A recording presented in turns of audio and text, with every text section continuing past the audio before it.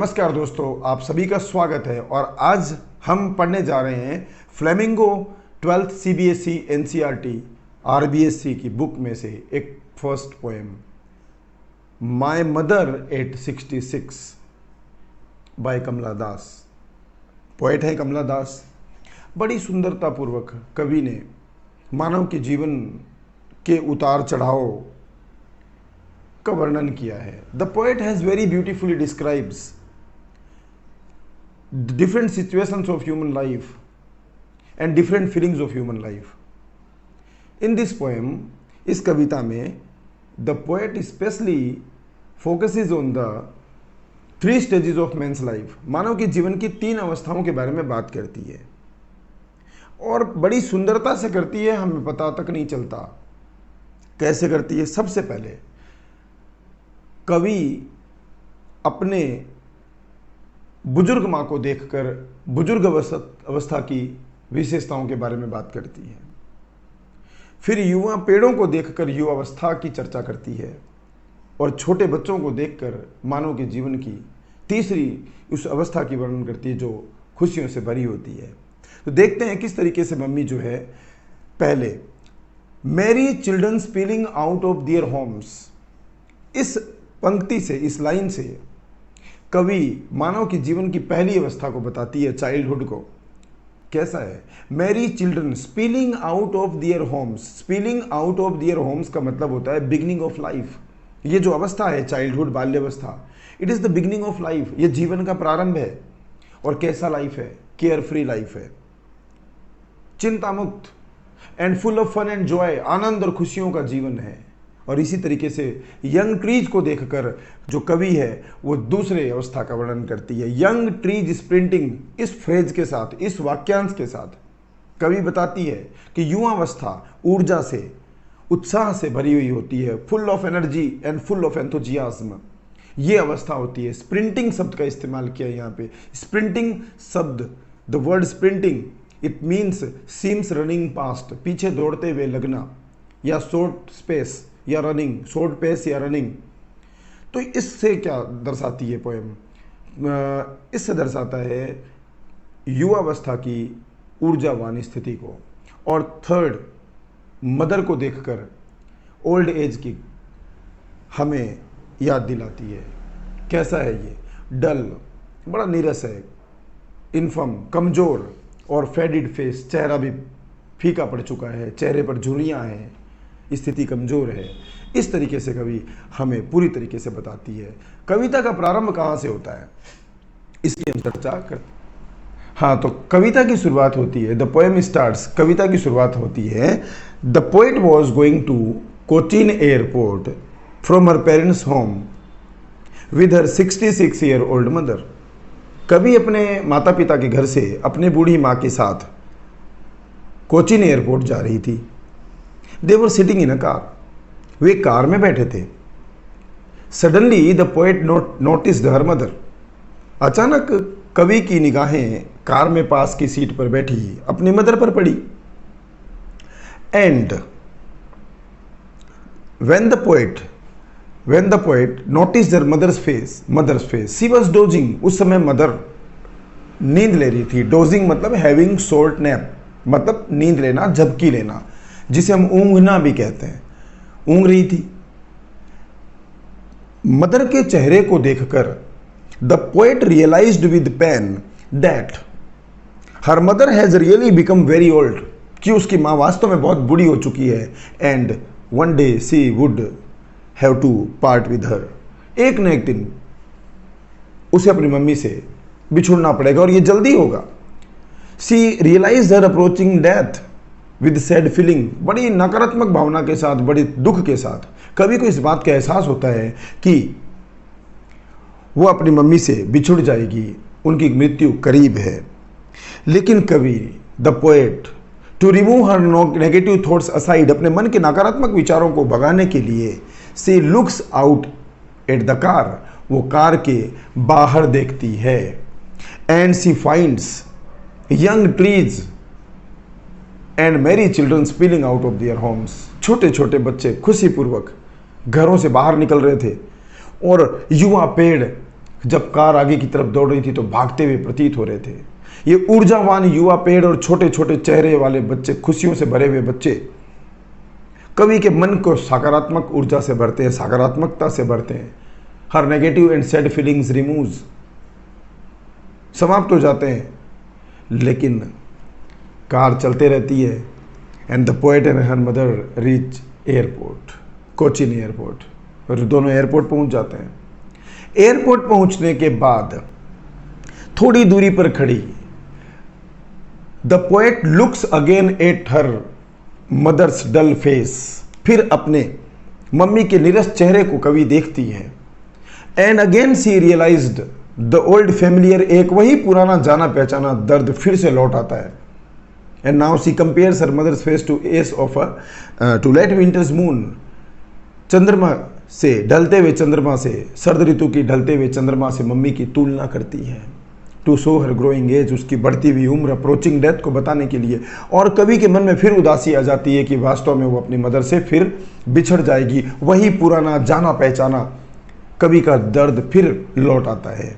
लेकिन वो मुस्कुराते हुए बस इतना ही कहती है, सी यू सून अम्मा, फिर मिलेंगे अम्मा, और मुस्कुराते रहती है। सी यू सून अम्मा, ये जो वाक्य है, ये जो सेंटेंस है, it is a symbol of hope of the poet to see her mother again. तो पोएम को अब पूरा पढ़ लेते हैं। Driving from my parents home to Cochin last Friday morning, एक शुक्रवार की बात है।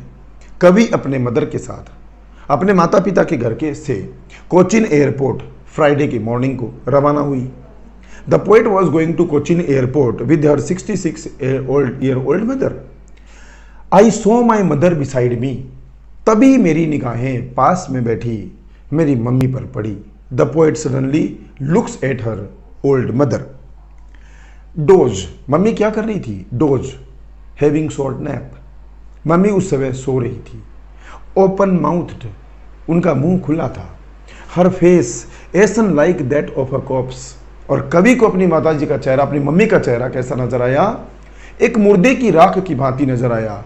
एंड रियलाइज्ड विद पेन, और कवि ने बड़े कष्ट के साथ, बड़े दर्द के साथ इस बात का एहसास किया that she was as old as she looked, कि वास्तव में उसकी माँ उतनी बूढ़ी हो गई है जितनी दिखती है। मतलब वास्तव में उसकी माँ बहुत बूढ़ी हो गई है, मृत्यु उनके करीब है। उन्हें इस बात का दर्द हुआ कि वो अपनी मदर से दूर हो जाएगी, बिछड़ जाएगी। बट सून, लेकिन तुरंत ही, पुट दैट थॉट अवे, उस विचार को हटाने के लिए, कौन से उस विचार को? उस नकारात्मक विचार को, उस दुखद भावना को हटाने के लिए कि उनकी मदर से वो दूर हो जाएगी, उनकी मदर बूढ़ी हो चुकी है। इस विचार को हटाने के लिए put that thought away and looked out, car के बाहर कवि ने देखा। किसको देखा? 8 यंग ट्रीज स्प्रिंटिंग, युवा पेड़ों को देखा, पीछे दौड़ते हुए नजर आ रहे थे। ये युवा पेड़ पीछे दौड़ते हुए नजर आना, यही युवावस्था की पहचान है, ऊर्जावान युवावस्था की पहचान है। और क्या देखा कवि ने? And the merry children spilling out of their homes, छोटे छोटे बच्चे खुशी से भरे हुए अपने अपने घरों से बाहर निकल रहे थे। बच्चों का घरों से बाहर निकलना मानव के जीवन का प्रारंभ, पहली अवस्था। और मैरी चिल्ड्रन, खुशियों से भरे हुई अवस्था। Merry children spilling out of their homes, और कवि की निगाहें पड़ी छोटे छोटे बच्चों पर जो अपने अपने घरों से बाहर निकल रहे थे। और इन सब चीज़ों का कवि के मन पर क्या प्रभाव पड़ा? The outer things of the car, the sprinting trees and merry children remove her negative thoughts from her mind, कवि के मन से उसके नकारात्मक विचारों को हटा देते हैं। लेकिन बट आफ्टर द एयरपोर्ट से सिक्योरिटी चेक, लेकिन गाड़ी चलते रहती है। कवि अपनी मदर के साथ एयरपोर्ट पहुंच जाती है। And after the airport security check, सुरक्षा जांच होने के पश्चात एक बार फिर standing a few yards away, अपनी मदर से कुछ गज की दूरी पर खड़ी। I looked her at her wan pale, एक बार फिर से मेरी निगाहें, कवि कहती है, कि मेरी माँ के बदरंग, फैडिड, मुरझाए हुए, पीले पड़े चेहरे पर फिर पड़ती है। और कैसा प्रतीत होता है चेहरा? As a late winter's moon, सर्द ऋतु में ढलते हुए चांद की तरह मेरी मदर का चेहरा मुझे नजर आता है। सर्द ऋतु में, as a late winter's moon, सर्द ऋतु में ढलते हुए चांद की तुलना मम्मी से की है। सिमली का प्रयोग किया गया है पूरी कविता में। लाइक और एज 2 शब्दों को लिया गया है। As a late winter's moon, कवि ने मम्मी की बढ़ती हुई उम्र को, ग्रोइंग एज को और उनकी अप्रोचिंग डेथ को दर्शाने के लिए ये तुलना की है। And felt that old familiar एक अगेन, और फिर मुझे वही पुराना जाना पहचाना दर्द फिर मेरे मन में लौट आता है। माई चाइल्डहुड्स फियर, वही मेरे बचपन का डर कि मैं मेरी मम्मी से दूर हो जाऊंगी, मेरी मम्मी मुझसे बिछड़ जाएगी। But all I said was, लेकिन बस मैंने मम्मी से इतना ही कहा, सी यू सून अम्मा, अम्मा हम फिर मिलेंगे। और ये हम फिर मिलेंगे, सी यू सून अम्मा, ये सेंटेंस कवि की होप्स को दर्शाती, कवि की आशाओं को दर्शाती है। She is praying a long life for her mother, अपने मम्मी की लंबी उम्र की कामना कर रही है। And she hopes to see her again, and all I did was smile and smile and smile, और मैंने कुछ नहीं किया, बस मुस्कुराती रही, मुस्कुराती रही और मुस्कुराती रही। कवि की मुस्कुराहट इस बात का प्रतीक है कि वो अपनी दुखद भावनाओं को, सैड फीलिंग्स को अपने इस पोएम को हमने अच्छे से पढ़ा। पहले आपको हिंदी समझाया गया, उसके बाद में इस पोएम को पूरे इंग्लिश में पढ़ा, और ये मानव जीवन की 3 अवस्थाओं के बारे में भी हमने जाना। अब मैं आपको इस पोएम में used, I am going to tell you some words which has been used specially by the poet to show some special things. इस कविता में कुछ शब्दों का प्रयोग किया गया है कवि के द्वारा, जिस कुछ विशेष चीज़ों को दर्शाने के लिए किया गया है, और एग्जाम में उनसे रिलेटेड क्वेश्चन पूछे जा सकते हैं। इसलिए मैंने इन प्रश्नों को यहाँ लिया है। जैसे ashen like that of a corpse, ये जो लाइन है, एसन राख, लाइक ये सिमली है। सिमली क्या होते हैं? जब हम दो अलग अलग चीज़ों की, when two different things are brought to comparison with having one similarity at least, यदि कोई दो अलग अलग वस्तुओं की तुलना की जाती है और उन दोनों में कोई एक समानता होती है, जैसे Ram runs like a horse, Ram is a human being while horse is an animal. Ram एक इंसान है और एनिमल है घोड़ा, लेकिन दोनों के अंदर एक रनिंग जो क्वालिटी है, रनिंग फास्ट, वो सेम है। तो यहाँ पर ashen like that of a corpse, कवि ने अपनी मदर की तुलना, अपने चेहरे, मदर की चेहरे की तुलना किससे की है? एक मृत शरीर के राख से की है। क्यों की है? To show her dull face, to show her faded face, to show her infirm body, उनके दुबले पतले शरीर को दर्शाने के लिए, एंड हर अप्रोचिंग डेथ, उनके करीब आती मृत्यु को दर्शाने के लिए, वृद्धावस्था को दर्शाने के लिए। नेक्स्ट स्टेंजा में, after the airport security check when they were in the airport, जब कवि एयरपोर्ट पर थी तब, as a late winter's moon, कवि ने यहाँ पर एज का प्रयोग किया है, और ये लाइक और एज दोनों ही सिमली में आते हैं। अ लेट विंटर्स मून, सर्द ऋतु की ढलते हुए चांद से तुलना की है। यही कारण है तुलना करने का, क्या?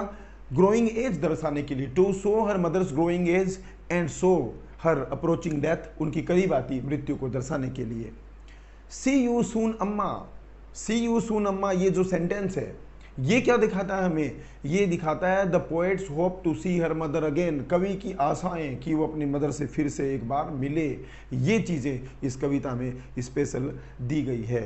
तो मैंने ये कविता आपको अच्छे से पढ़ाया, आप पूरे वीडियो को ढंग से देखिएगा, आपके हर चीज़ को क्लियर किया गया है। नेक्स्ट वीडियो में हम इसके क्वेश्चन आंसर्स पर और MCQs पर स्टेंजा के हम डिस्कस करेंगे। एंड धन्यवाद।